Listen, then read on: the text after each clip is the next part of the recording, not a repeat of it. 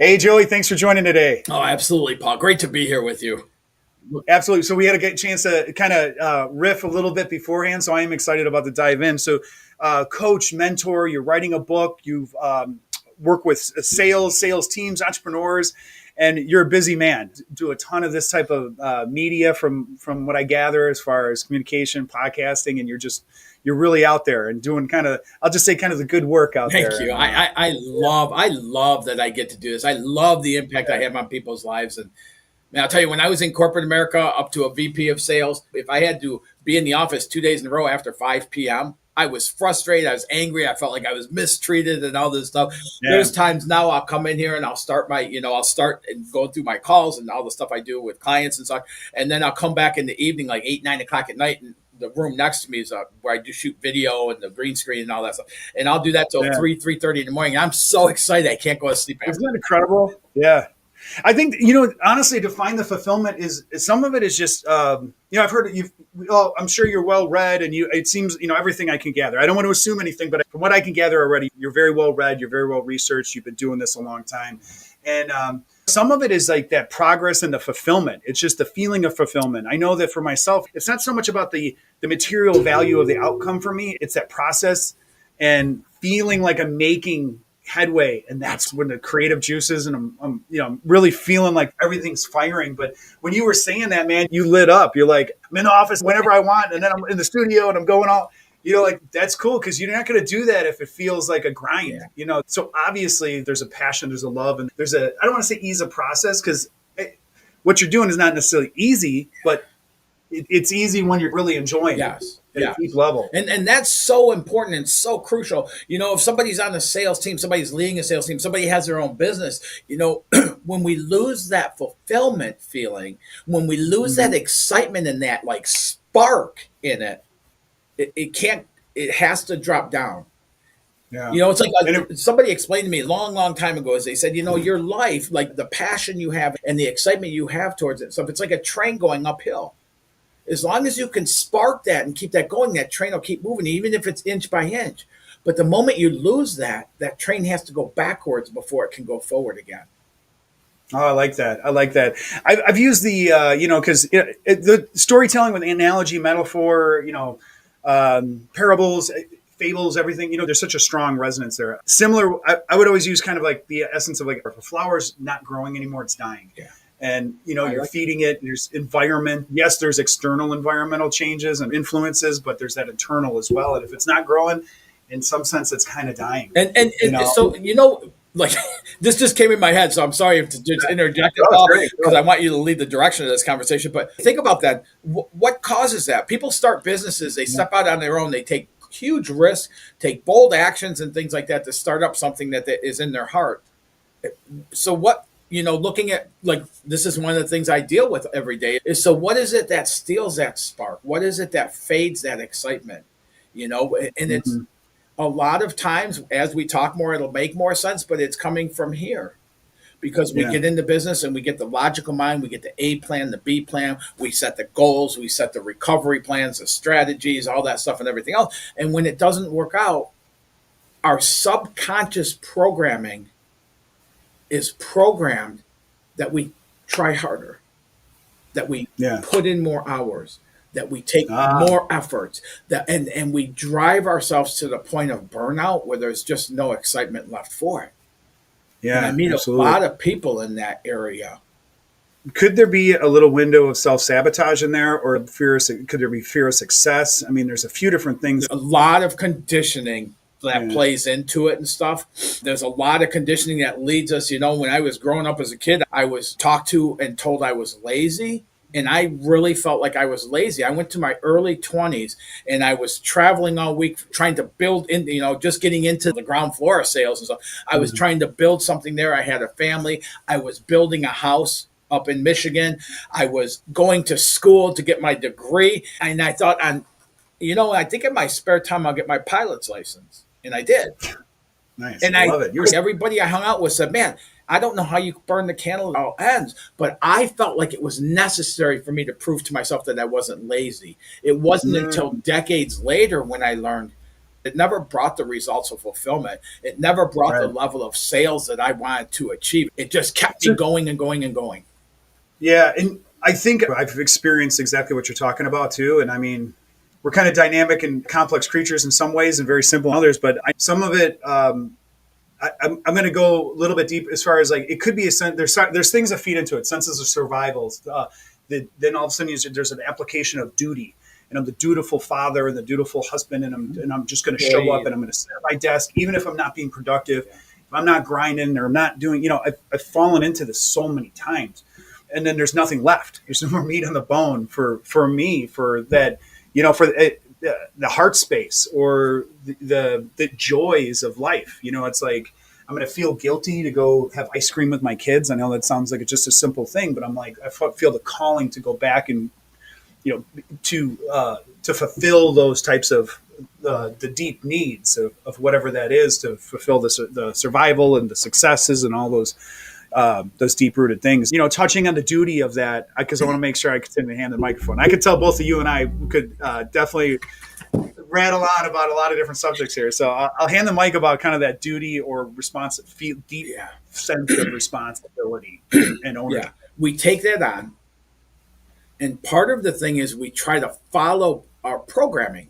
We try to follow what we were told it means to be a good dad, what we're told it means a good husband and good employee and things like that. And at some point when we start adding more and more and taking more and more efforts and going faster and faster through the process, we cannot cover the ground to meet those.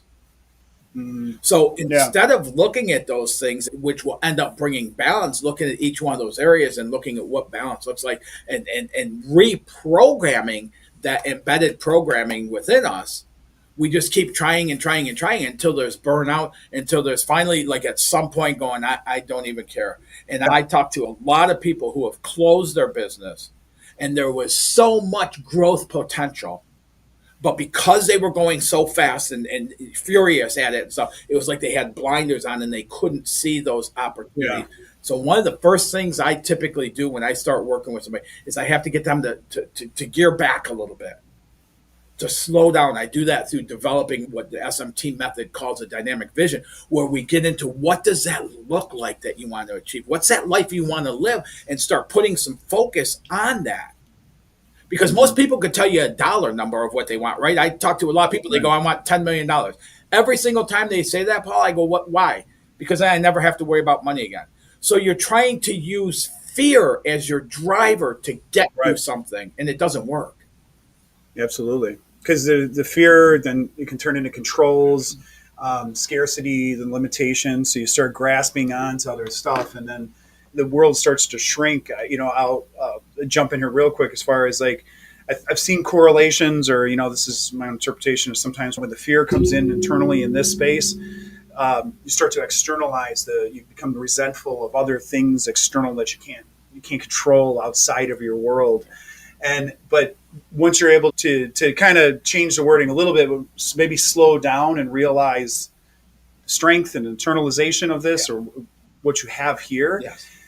The noise tends to on the periphery tends to quiet a little bit, and some of those distractions aren't pulling you as heavy. Yeah. And if I may too, I did want to jump back because I did want to ask you about, because we touched on the fear of success, and I don't want to lose that before, because I think that's a big one, and I wanted to kind of run something past you, if I may, with that. And if I'm digressing, please, we can kind of jump back where we left off here. But I think the fear of success I've heard come up quite a bit with people over time. And I think there's a few different things that I've really kind of dwelled on this. Some of it was like, I was kind of looking at it and I'm like, okay, what is it? Is it a fear of like deep ownership? Like, okay, well, if this happens and I really have to own it, I really have to live it, and I really have to. So then there's some of that where like, okay, too far.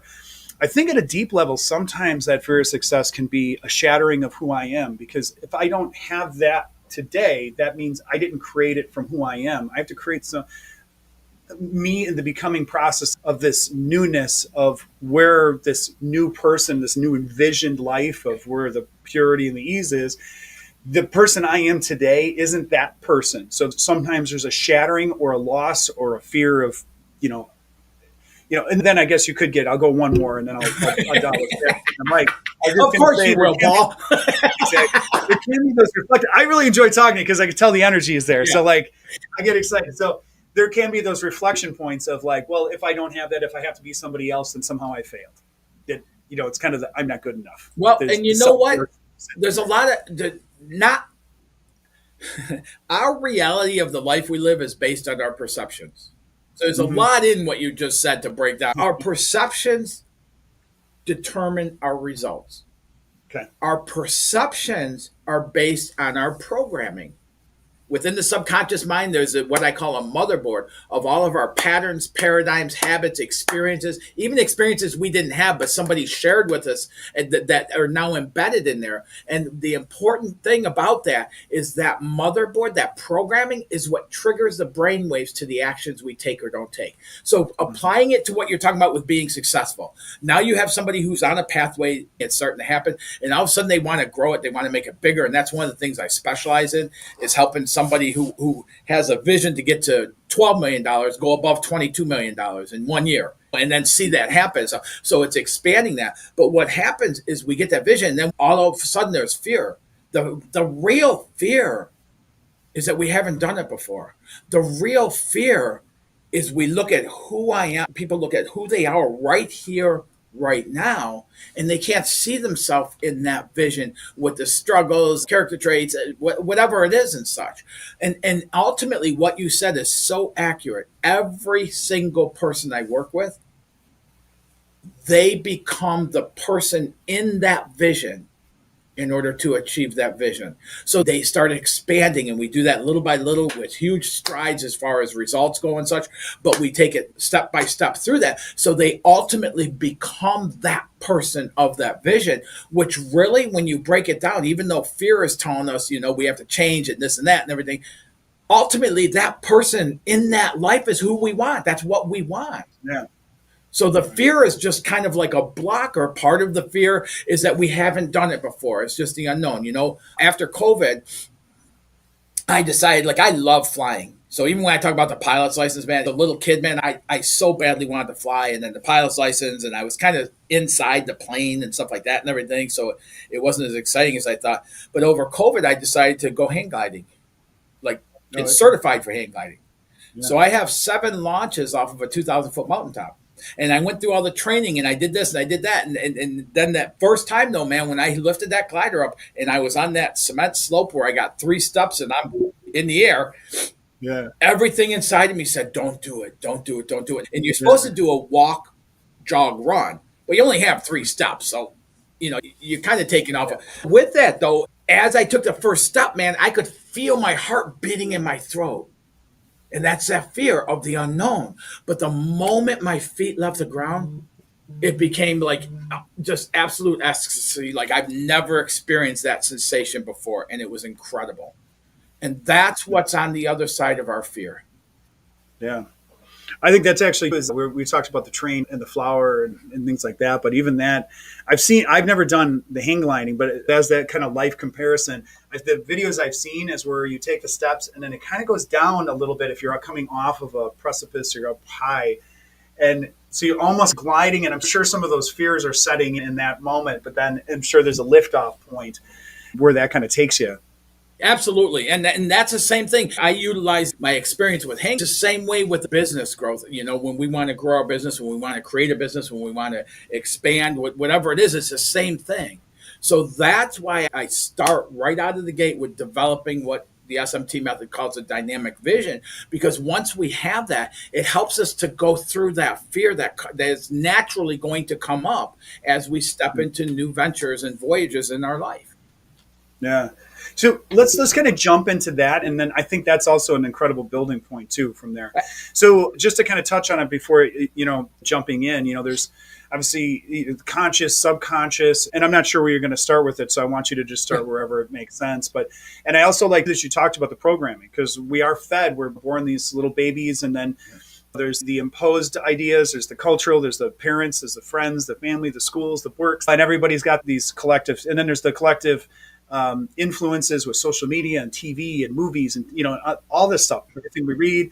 And it can form and shape us to where the externalization is, because even in consumerism, from a behavioral science capacity, the big things, the motivators are the self, the other, and then systems, some type of systemization or systems within systems, everything from the banking systems to the body systems. So we're looking for all these accelerators. We're looking for the things that are motivating. It's the external and the systemization in there. The reason I like that is because we in some old programs too, ancestral programs and antiquated programs, and coming in. So guilt show up and everything else. You had said it beautifully, where the initiants can come in based on how our responses are based on the programs we're influenced, is a real powerful baseline to kind of build from. So I definitely want to hand the mic. I really wanted to lead that up though, because I think you have a lot of great knowledge in this arena. And I'll kind of back up a little bit. The reason I started all of this stuff is, I grew up in a very low income family in Detroit, Michigan, and I watched my parents just struggle and beat themselves up health wise and anxiety and things like that and stuff.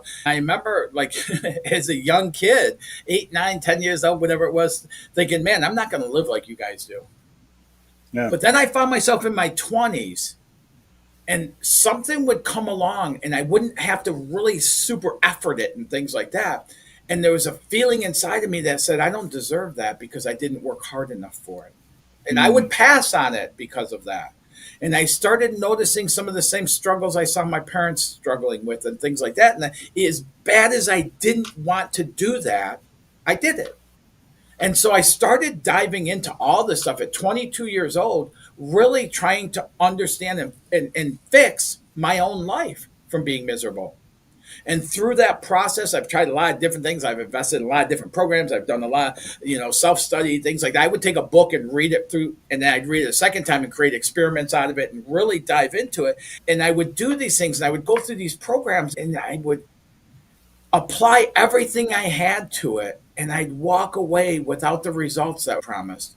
And I would think, man, there must be something the matter with me. So I kept embedding that. So here's the SMT method, is a very unique tool in the fact that it's not a one size fit all. You do what I did and get what I got and things like that, because that never really works anyway. It's really based on the individual, the uniqueness of every individual that ventures down the pathway of it. Yeah. It's unique and specific to their desires, what they want to experience in their life. It's specific to their programming. And I'll give you an example. I have 4 siblings. Whenever we talk about the camping stories or things when we were kids and start bringing those up, there's 5 versions of that story, because we all have different programming. And so the SMT method, which stands for subconscious mindset training, works off of what we already know about neuroplasticity of the brain, things like that and everything. We know the conscious mind, what we focus on, the words we use, thoughts we entertain, people we hang out with, what we watch on TV, what we read, all of that stuff. But also in that conscious mind is the knowing of what we want. And then we have the subconscious mind with that motherboard that hosts all of our programming. Our programming of how we grew up, where we grew up, all of that, the schools we went to, all the way through our current life. Right now, you and I are creating programming. People listening to this are getting adjustments to that programming within them. And what happens is we are so pushed into living robotically. Yeah. If you want something, find someone who has what you want, do what they did, and you'll get it. That never works. Yeah, never does. We see these things on social media and stuff that talk about, we have your roadmap to success. My first thought is, you don't even know my name. Yeah. But you have my roadmap. You know nothing about me, but you have my roadmap. The SMT works off of the uniqueness of every individual. And we come out of the gate, what I said, developing that vision. So we have the conscious mind of our knowing. We have the subconscious mind that triggers the brain waves to the actions we take or don't take. That's highly dependent upon that programming. The voice we hear in our head comes from that program, what's in that programming. So what happens is we have the knowing of what we want, but we have a offset of the actions we're taking that are not leading to what we want.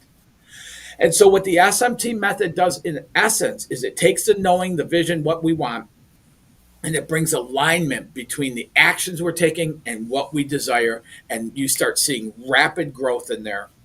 But the key to all of it is it's based on the uniqueness of every individual. So once we get the vision in it, then we start stepping into developing systems of accelerating habits. But they're Hmm. unique to the individual, not Yeah. a list of here's what you do. You do A, B, and C, and you're going to get D. It's okay. What lights you up? What triggers you? You know what? And a good instance for that, Paul, is if you look at social media posts and you can tell the person who's speaking live does not want to be doing what they're doing. I feel bad Right. for that person. Like, I Yeah. don't watch it very long. And then you see somebody doing social media and they're in their wheelhouse, man. They're lit up. They're excited. They're on fire. Yeah. The words are making sense. They're almost pulling you in just by their energy of it and stuff. So, what I do is find what that is for the individuals that I work with. And we start setting habits up around that. So they're doing things that they enjoy doing. Like when I talked about going in the room next to me here and doing, in the studio for Yeah. hours. They're doing things that ignite them, they're doing things that excite them. And when we do that, we start automatically opening up the attraction factors to start bringing opportunities to us rather than having to go, hunt them down and do all that, tackle them and everything else to capture them. Yeah. Man, that's beautiful, dude. I can't. There's a lot there. So, I mean, one thing I want to just kind of confirm, just reiterate with you. I really like that you said that it's not a one fit for all because there's. I can't tell you how many times I've seen that the proverbial road to. Then it's like you'll get like download my ebook and it's just this ebook and it's just like it's a bunch of steps and it just feels. I don't want to say I'm being a little dramatic by saying it feels like an insult, but I think there's a level of it feels like an insult to me personally. It's just like I'm not it's missing. So I do love that it's centric on the fingerprint that we are. Yes. That's I kind of really believe that we're all on our own soul's journey, our journey of mastery, but it's unique to us, and to be able to strengthen and feed and support that is that's it. I mean, that's the essence of what we're doing, and to some degree why we're here through this life experience.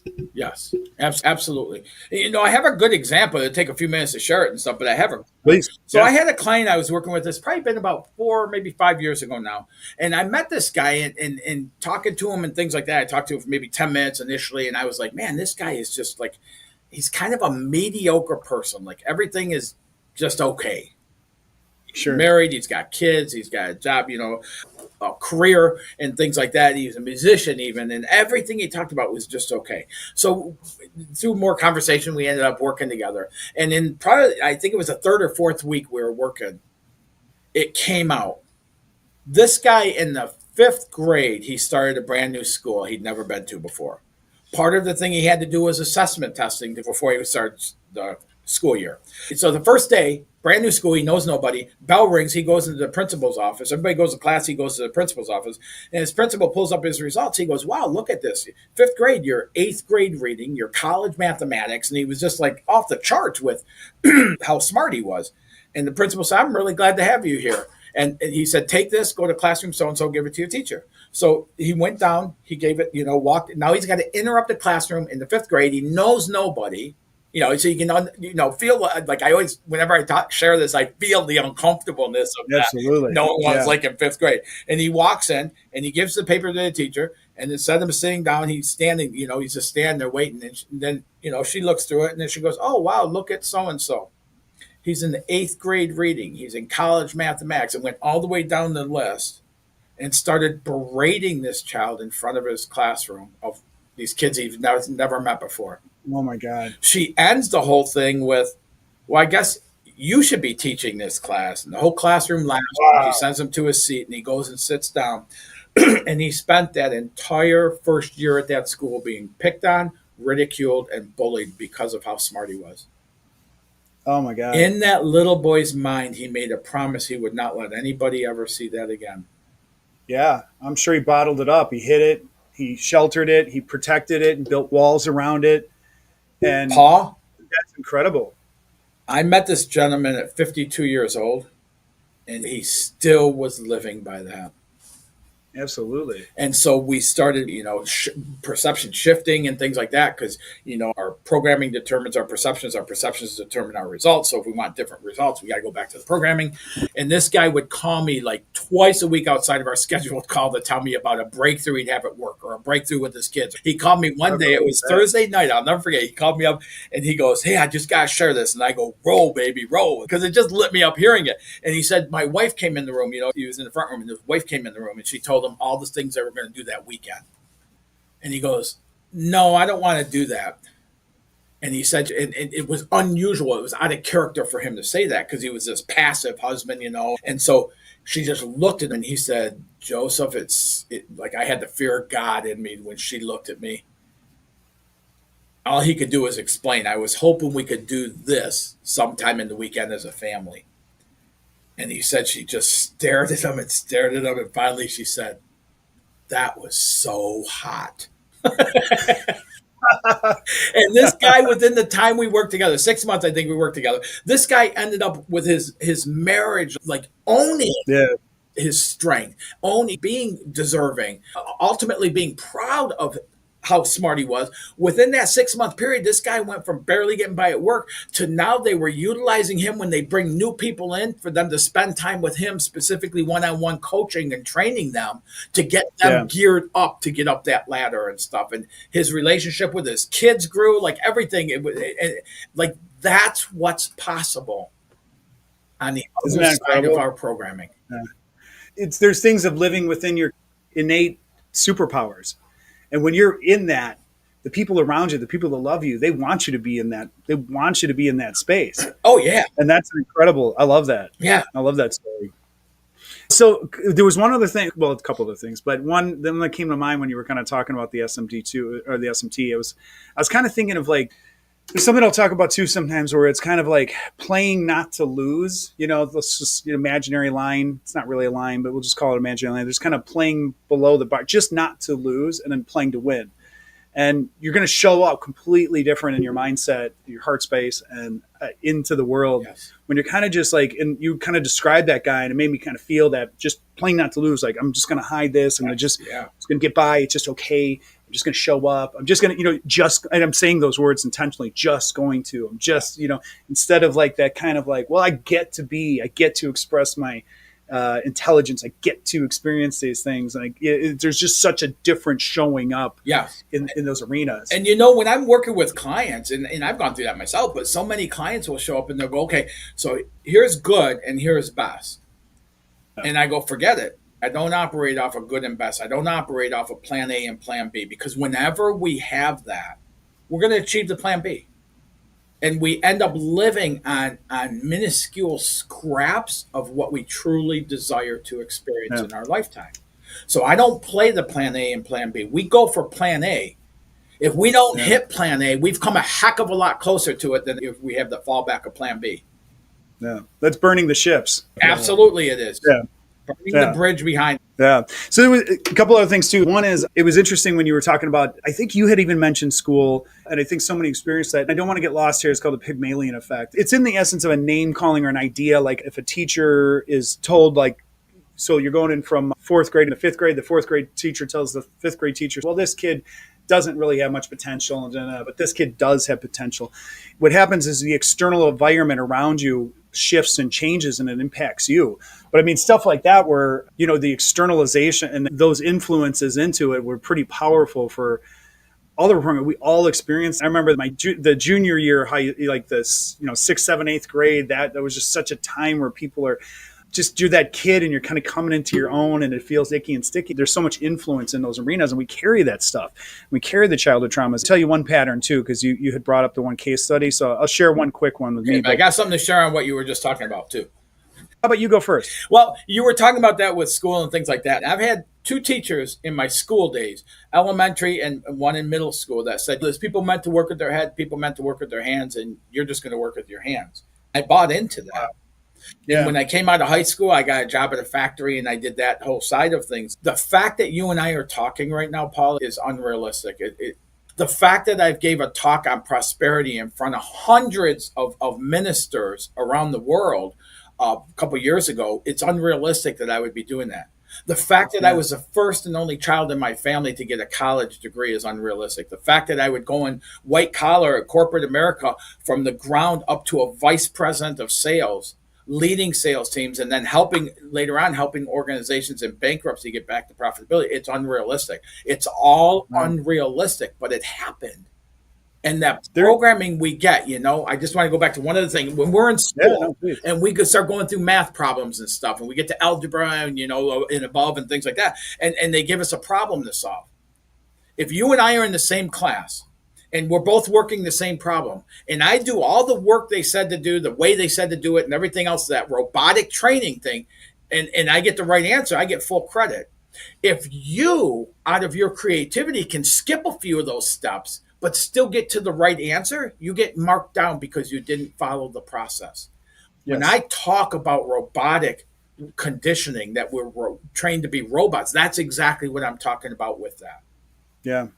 That it is an incredible hit point that you just made, because I'll just use myself as an example in that sense, that I've experienced that so many times in my life. I'm like, I know the answer. I just know this is right for my business or what I'm involved with. I just know it's right. But then you get other people involved, and somehow you have to articulate it because it has to be measured, weighed, explained, and you have to be able to project the ROI and the return and all these things.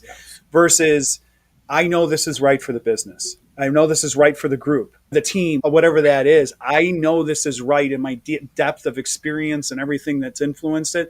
And we can focus on that expanded perspective, or I can sit here and spend all my energy explaining and articulating and putting an Excel sheet together. And that's kind of the modern version of what you just said with the algebra. And I couldn't agree with you more. And if, to just get the answer, okay, well, then it's not about the answer. It's about there's a difference there. I don't want to get lost in the process and the program but I really do believe that there's this sense of anchoring around that left brain idea of it has to be weighed or something to get a value instead of going at it, which it's right. And that understanding is what led me to understanding all these programs and coaching and things like that, self-help, whatever, that I was investing my time, efforts, resources, all that into, why they didn't work. Because it was trying to, instead of finding my pathway, it was trying to change me to fit that pathway. And we never get those Exactly. results that way. So that's why No. anybody looking for coaching or like growth or things like that, in any area, look for somebody that's going to help find your specific avenue, because it's not going to be Yeah. like anybody else's. And what works for you isn't going to work for anybody else. So you want to find your pathway into that, Yeah. what it is you That's so. I actually glad you brought up the coaching, because that is one of those things where there's over the past. I mean, I can't. I guess I can't pinpoint an actual time frame, but I mean, I guess just with the internet, there's just more exposure to things. There's so many coaches and so many different mentors and everything else. Yes. There's a lot of noise out there, and I really always believed at a heart level is that a mentor, coach, or whatever is really there to help that person become the best for them, Mm-hmm. not the coach's version of themselves, implying, imploring, and imposing a doctrine or a thought process on it. And I personally come across many of those where it's a forcible ideology of I did this, and if you're not doing it, then you're doing it wrong. Then you get into the guilts, and I'm not doing it good enough, or something. But again, I'll go back to that inherent creation energy of I know this is right. I can't explain it. I can't articulate it. I don't know how to put it into words. I just know it's right, but you're telling me it's wrong. It's It right, kinda gets me- exactly. It's right for you. for me, yeah. And I should have just think that. Yeah, no, no, Yes. no, because that's really important. And when I'm working with a client, I have tools that we start going through. But what I do is I don't tell them it up front, but I have them work with the tool. And Yeah. at some point, the client will start going, well, it doesn't work for me that way. It works a lot better this way. Is that okay? And I go, that's the purpose of what we're doing, man, is for you to take these things and start practicing them to make them your own and put them in a place where they work for you. Yeah. Is there a little bit of anatomy to that? And I almost feel like I just am flipping what I just said. I don't care for, but is there a little bit of anatomy of kind of a discovery process, a discovering the path, and then the pivot and you kind of trailblaze through that is when you're working with people? Oh, or absolutely, there is. Yeah, we yeah. start at one point, even with the vision, because the whole SMT method is geared to bump up against that programming and patterns that's creating the limitation, that holding us back from what we truly want to experience. Hmm. So once we get that identified, even in the building of the vision up front with it, we start identifying those things because it's like, well, really, do I, can I ever achieve that? And so we have to go through those things. We have to do a lot of transformation to even get the vision. And then as we do that, we start taking steps. We develop systems of accelerating habits unique to the individual, and we start stepping into those. And as we do, we're bumping up against that program so that we can quickly shift that and permanently shift that, which then changes our perceptions and opens us up to greater result potentials. Yeah. So when you were saying that too, is I thought of there was one guest I had on, Amy. I'll have to. I hate when I can't remember a guest's name, but and not give him credit for it. But she had a nice way of articulating this. Was kind of three questions of asking from a belief perspective. Mm-hmm. Is say there's a big, beautiful goal or idea or destination thought process you have. Is first ask yourself, is it possible? So is in this world possible? Monkeys fly? No. I can turn my business to 10 million. Yes, there are businesses out that are 10 million. So it's just a base belief. Yeah. Then is it possible for me? And then if you don't get past that or some version of that, then I forgot how she worded it exactly, but the way I took it was, do I have the worthiness for it or the value for it? So you ask those deeper questions. Is it possible for me? Do I have the self-worth for that? And it's a very interesting way to kind of perspective. I'm like, is it possible in this corporeal world to do this? Oh, if it is, okay, cool.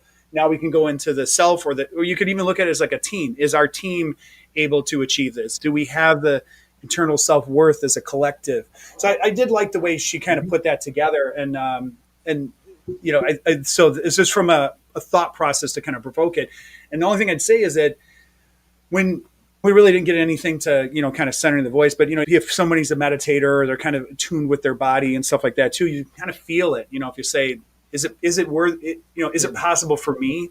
And if you get a feeling in your stomach or your shoulders and you kind of listen to yourself and you're like, if you get that kind of feeling like, oh, maybe it isn't, then now you're like, okay, instead of just going forward, like I'm just going to go forward. Right. Because you're not going to see those roadblocks and you're not going, these are the things you're talking about to find a good mentor or a good coach or to help identify those spots of that. So, here, I'll hand the mic back to you because I don't want to keep going on it. I want to hear you. Because with that is those questions you're talking about, I've run across them many times in my adulthood, and they're all embedded into the SMT. What I don't do is I don't look, is this possible based, has anybody else done it? Because to me, excuse my language, that's bullshit. Yeah. I have had clients who have gone from $7.5 million to over $22 million in revenue in 12 months and have maintained or grown from that over the last 7 or 8 years. I have had clients who came to me that were doing a couple $1,000s a month while they worked full time in their business, who 2 years later now are doing between $45,000 and $60,000 a week in revenue. Mm-hmm. And if you to talk to that person up front, they'd say that nope, that's impossible. And what happens, and this is one of the things that anybody listening to this can use, is a tool of identification. When I'm talking to somebody, one of the ways I determine if it's somebody I can help or not is when I'm sharing these true story testimonials with them. If there's like, no way, that's impossible, that can't happen, that's not somebody I can help. Got it. They've already predetermined that they've kind of shut the door on. One of the other things I look for is somebody that knows, I talk to a lot of people now, talk to them about, we have to be, open-minded. And I'll explain in a moment what I see with that. And as I'm talking to the person, they go, I know. And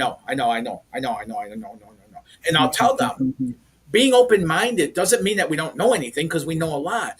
Being open-minded is, what can I take to this and add to what I already know? Now, if somebody's in that I know position, I can't help them because they're not going to add anything to what they already know. So they have to have a willingness, or at least a desire, to want to find out what they may not know to get to where they want to get to. just talking to a lot of people, it doesn't even take that much depth of instinct when you see somebody that really wants to master something or really wants to achieve it or learn it or understand it. They don't take it as criticism. They don't take it as like, you're telling me I'm stupid and I'm not worthy or whatever it is. There's these knee-jerk reactions of becoming defensive. But somebody who's really, they're like, okay, I really do want to explore this. You told me that that's this, and you can kind of really see the absorption quality and you can feel that. I think that's a great barometer. And I'll tell you this, Paul, 3+ decades of doing these works, I wake up every morning and I have a decision to make. Mm-hmm. Am I the person that knows everything I need to do and I can just follow that today? Or am I the person that is open to learning from where I'm at right now? And I'll tell you, there's days when I've woke up and said, yeah, I'm that person. And those are the days I usually hit the walls the hardest.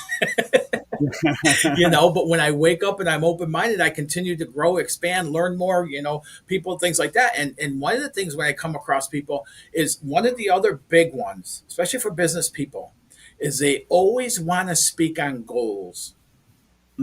I have a growth goal. I have a goal for this. I have a goal for that and everything else. And I just quit doing that for me because a goal is something I hit or miss. And that's it. Yeah. And typically, in business growth, things like that, once you hit it, then the goal goes higher, and you keep following that and everything else. What I work off of is visions. Because ultimately, to get to that growth, especially when it's rapid growth that we want to, experience, like unrealistic growth, to achieve that, we have to get out of the goals, which is doing, and get into the side of being. And the vision helps us and assists us and serves us in getting into that, becoming that person of that life. Yeah. Does that make sense? Absolutely. So that's beautiful. And you know what you were saying too is what was resonating, at least how I was receiving it in a sense, was coming up as the word patience in a sense too. But the reason is we use patience in two ways, if I may just play with this for a second. One is on those journeys, I think some of the stuff that I've experienced is like, okay, well, I want to see it. I'm not seeing it. I don't see it. And when do I wait? You get caught up like I'm just picturing this little rabbit or something kind of digging. And then there's the times where I am attuned with, I'll just say the process for lack of a better thought of it, but I know that the vision is there. I'm working and I'm doing and I'm acting and I'm enjoying and I'm feeling fulfilled within that. I don't get impatient. And there's a little bit of that contrast. And then there's the times where I kind of peek my head up and I'm like, and I'm human. We're all human. I don't believe any of us have a master by any means. I'll look up and I'll be like, damn, it's not, I don't know. It's not there. Where is it? So I guess the word patience, I'll let you kind of riff with that a little bit. I've never been described as a patient man. I haven't. But one of the things I've learned is, again, having a vision, taking actions and seeing that vision opening up, having a place to go to. It helps, like when current situations, circumstances, experiences happen that we don't like, they feel like they're working against us and things like that. When I'm living life in that moment, those are big deals. They will cause me to want to open up that sense of urgency and dive in and things like that, which there's hardly ever any need to really do that. But when I have the vision, those things are just little speed bumps as I'm going along. Yeah. It's just what it looks like as a vision is unfolding. So now I have this dynamic vision that I'm following and I'm putting on, and I'm seeing areas of it showing up and stuff. Those speed bumps and things like that don't even really matter anymore. We get into that vision and we're seeing ourselves becoming that person of that vision, seeing that vision starting to show up in areas. It's all about the present moment at that point. It's not even about the arriving. And here's how I know that. Every vision I've had, there's been so much joy and excitement and passion and all that with the unfolding of the vision. But once I get there for a little while, I set a new vision. That's the human condition. So really, when we talk about that, it's not the destination, it's the journey. And it is. It's that journey of becoming. It's that journey of elevating and unfolding and the possibilities that are endless for us all. And picking that and then seeing that come to fruition, where the excitement, joy, fulfillment, all of that is in life. Once we get to the hilltop, we look out. A couple of days later, we forget to even look out at the beautiful scenery and stuff. Right. And we're ready for something else. Yeah. And to kind of dovetail a little bit on that too, is a couple thoughts was I'm kind of picturing the gratitude along the way and the little celebrations and the recognitions. And I know personally, I've been very guilty of not having those awarenesses along the way, of not recognizing those little victories and seeing the progress. And kind of getting stuck in some of that stuff and get stuck in the muck and the mire. But that's, it takes time. And I've definitely personally, I've been able to develop that better and, Awesome. incrementally better over time. And it really does, that's a big deal because you can get kind of lost in that. Yeah. And then, there was another point to it, but I kind of lost my thought because I was kind of really reflecting into the depths of that, those recognitions. Like I've aligned one of the phrases that I grew up with that was programmed one way and now it's programmed another. I'm sure you've heard the phrase squeaky wheel gets the grease. Sure. What does that mean? Yeah. I mean, when I hear it, I instantly think of, there's two things I think of. One is in a work setting that the complainers get the attention. The other is if applied effectively in my life, aware of the environments that need a little bit of help, need a little bit there of you go. support. So the squeaky wheel is broken. So even in my own life, in my client's life, my understanding of it, when I was helping companies and corporations in bankruptcy get back to profitability, we would have senior staff meetings 5 days a week, and they'd go for an hour and a half to 2.5 hours. And it would just be a big complaint session of all the stuff going wrong day after day. And I finally said, Matt, can we start talking about what's going well? And everybody would start calling me, over a few week period, people were calling me Mr. Over Optimistic and this and that and everything. And finally, one day, I just kind of lost it when I was in there. I go, I'm not doing this anymore. If one person in here can't tell me something positive going on in the mix of all this stuff, that I'm not showing up to this meeting anymore. Yeah. And one guy, he handled small parts, finishing a small parts, and they had like a 30% scrap rate. And so he said, yeah, we had this scrap rate, and one of my operators had this idea, and now we do it this way. We changed this, and it brought our scrap rate down into the teens. And the guy on the other side of the room goes, wait, what? Tell me that again. And he told him. He goes, we got the same problem. We're experiencing like 40% scrap plus. He went out there a couple of days later. He came back. They instituted the same change, and they brought their scrap rate down to the single digits. Amazing. People would still call me Mr. Over Optimistic, but after the meeting, they would come in my office and hurry up and shut the door so nobody saw them in there. They'd want to talk more about this. And that's one of the ways I helped that organization to come up with a vision, develop a dynamic vision for the organization back into profitability with, commissions, shares, bonus, all that, stuff with it and everything. And within a few months from there, we had new owners that came in, dumped $12 million in operations, took them from a 3-day-a-month operation to a 5-day-a-week. And what I learned in that is I've defined my squeaky wheels as being my blessings, being my gratitudes, being the things I'm excited about. I know I don't have to put focus on those things. If I put focus on the goodness, the possibilities, the potential, the vision, those things will get taken care of with easy steps. So that it's I think it's Lencioni that wrote about as far as leadership, about being vulnerable, and there really is there's a beautiful kind of thought process to that too, because that the essence of being in a safe environment, it's much easier. It doesn't take much creativity to complain about stuff. I think it's humans. It's kind of this weird default thing. It's blame. Do the whole like, oh, it was them, and it's bad. It's all bad. The courage comes within being those things where you stand up and creating. I like how you do that, the identification of the squeaky wheels, and then it's kind of I get to work on that because that's exciting. Like that means I was able to kind of put past all my garbage and all my fixations on weird shortcomings that I can't necessarily. Maybe I can change, maybe I can't change, but now I get to work on those little points, those little weak points, because that's going to make us stronger, faster. It's going to accelerate the process, and it's going to lead to those the little breakthroughs. Absolutely. And the SMT method is built on the science and the neuroplasticity of the brain, and it's also built on the theory. It's not philosophy, it's physics, because it's all about energy flow. If our energy is flowing into the squeaky wheels being our problems, we'll always have squeaky wheels that are problems. because we're putting our focus there. We're putting energy into that. So then that's going to create more of that. When we start putting our energy, and that's what I help people do, is I help them take what's happening that they don't like and shift that into building that vision of what they do want. And so we build it in there, and then we start putting energy into there. And as we're putting energy into there, it's creating more like energy with that. That's great. I'm going to even compare that to the healing journey or the journey of self and things like that Yeah. too. I know along my journey, I've been studying and introspecting for decades at this point. Some of it is you get healing fatigue, squeaky wheel fatigue, because something always feels like it's broken. Even with the internal stuff, it's always like, oh, there's another layer. Here's some childhood trauma. Here's some recent traumas. It's a essence of, and this is actually, I hate to bring this back, but I'll bring it back for a second. Sometimes that's even in the coaching world, just this endless amount of healing. I'm always healing. So therefore I'm always broken.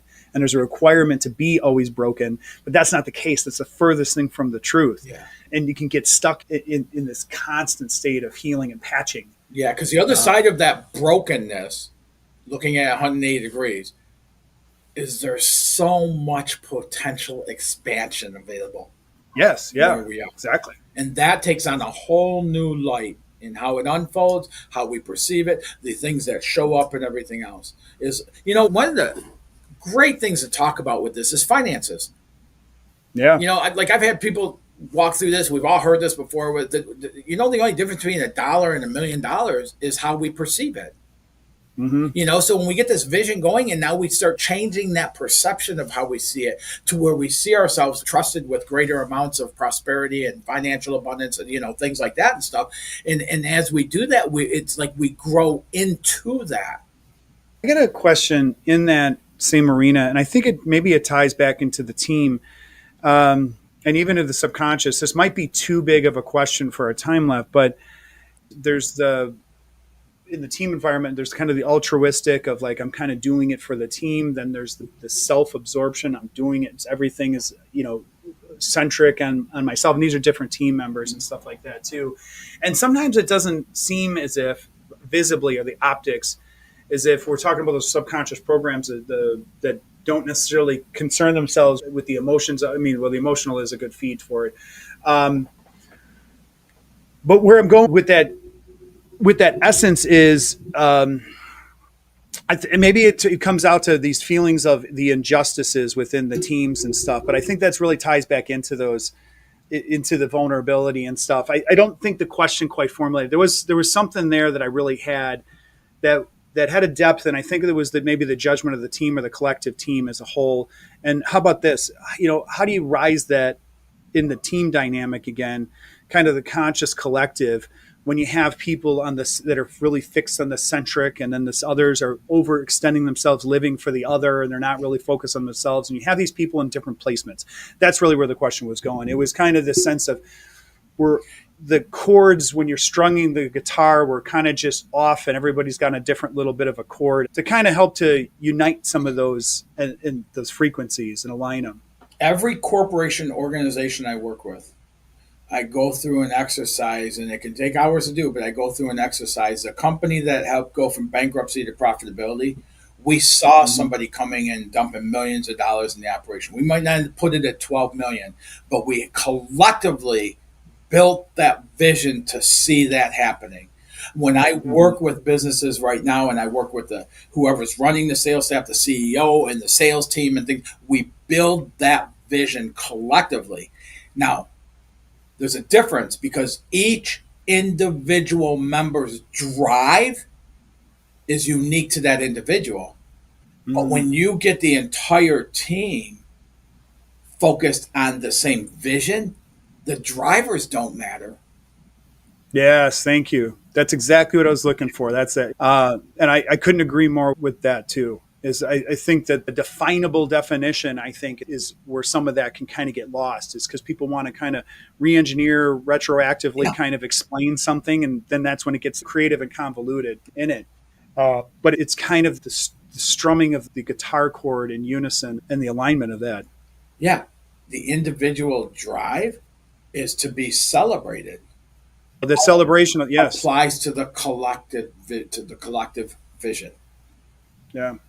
I also found too that it can help as well in a team dynamic, is it's, there's I think there's a book for Go for No, and it's basically the idea of it's okay to kind of hit the nose, hit the roadblocks, and celebrate those. And because there can be kind of fear built around looking stupid or putting your neck out and all these things, so people kind of retract in. But it's like kind of go for the no, celebrate it. It's like, oh my gosh, because you got to know that's all right. Around the corner is a yes, or whatever version of that is, and be able to have vulnerability and joy built around some of that stuff. So many of us live from problem to problem in the thought that I'll somehow keep going through these and eventually there won't be any problems and then I'll be at that place, at that plateau. But in Yeah, reality, living that way does not afford us to celebrate the successes that really lighten up the pathway, adds more excitement and things like that to what we're trying to achieve. yeah, So one of the things I do with every client organization I work with is we celebrate successes. Once that happened with that company, that was almost such a great proving thing for me because, there are times when I was like, man, I'm not even going to bring this stuff up anymore. I'm tired of bringing it up and getting shot down and called names and everything. But something inside of me kept pushing me to do so. And when we did that, and we started shifting that and we started spending time in the meeting talking about what was going well, the results that showed up, how quickly they showed up for everything to happen to put them back into profitability was amazing. Like people are going, I cannot believe this. I cannot believe a month ago we couldn't get a salary. We took a 50% pay cut. And now things are happening like they are as quickly as they are. And that's what it is. But so often when we're living in that mode of our programming, we don't celebrate our successes. We just go fix the next thing and fix the next thing and fix the next thing. And the mentality that we're programmed to believe is at some point there's not going to be anything left to fix and then I'll be happy. Right? I'll be happy then. I'll be happy when I retire. I'll be happy when this happens or anything else. And yeah. if we can't be happy right here, right now, today, we'll never be happy. I tell a lot of people before they start growing their business and things like that, we got to find happiness right now. You got to find happiness that you can even think a vision as big as you can think. Celebrate that. Be excited about that you have that capability because we can only achieve, this has been said millions of different times. We can only achieve what we believe. Henry Ford said, being from Detroit, but Henry Ford said, whether you think you can or you think you can't, you're right. So when we start taking these things and we start looking at the successes we experience every single day of our life, and we start celebrating those, and we start looking at those as, the squeaky wheels and give it some attention there, again, it's not philosophy, Paul, it's physics. We're putting energy toward greater success. So we cannot help but to experience more success. That's beautiful. All right, man. Where can people find you, work with you? What's the best way to get a hold of you? We'll obviously we'll have all the links and stuff with our social media here, time. But what's the best way? The easiest way to get a hold of me is you can reach out to me at coachwithjoey.com and schedule a 15-minute call with me. You and I will get on the phone, talk about whatever it is you want to talk. My goal in that conversation is to help inspire you and open up an area you might not be seeing right now. There's no sales, there's none of that or anything else. The people that I work with, I don't promote my business, it's attraction. So all you got to do is go to coachwithjoey.com, schedule a free call. We get on the phone, we get to chat for a little while and move forward from there. Awesome, man. Thank you so much for joining today. This was great. Paul, incredible talking with you, man. I'm lit up. I love it. All right, man. We'll have to do it again too. So hopefully we can get another one on the. I'm sure you and I will keep talking.